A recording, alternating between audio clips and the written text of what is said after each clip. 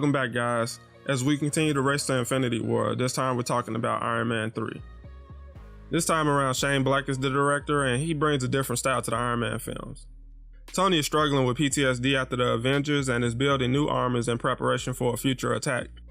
A new terrorist emerges known as the Mandarin, who, after being called out by Tony on TV, targets Tony directly and destroys most of his suits, so Tony is forced to rely on his wits to combat this threat. Now, I'm not gonna lie, the trailers had me very excited about this one, and after watching it, I kind of left bewildered and confused about what I saw. It was cool to see some real world aftermath after the events of the Avengers, and seeing Tony struggle to cope really humanized him a lot, and I thought that was a great direction to take the film. But outside of that, everything else kind of unravels the second you apply any logic or thought to it. The Mandarin setup was great, but the actual execution was handled poorly. Guy Pearce's Killian just reminded me of a more extreme version of Just a Hammer from Iron Man 2.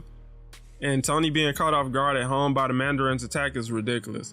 He knew what kind of threat he presented, and to give out your address and not expect an attack made him look stupid. Rhodey was borderline useless here and not really worth mentioning. And the last bit with the suits at the end was really cool, until you realize he called those suits to him and chose not to any time before that. The biggest downfall of the film is the writers forcing things to happen for the sake of the story they want to tell, with no regard for whether they make sense or not. Robert Downey Jr. was great as usual, but all of the plot holes here sunk the film the second it sat out, and the Mandarin switch didn't work, plain and simple. I'm going to give Iron Man 3 a 5 out of 10. If you're a fan, there is some enjoyment to be had, but you really have to turn off your brain and ignore a lot to enjoy the film the way the writers intended, and I just couldn't do that. Next up is Thor: The Dark World as the race to Infinity War continues. Thanks for watching, guys, and I'll see you in the next one.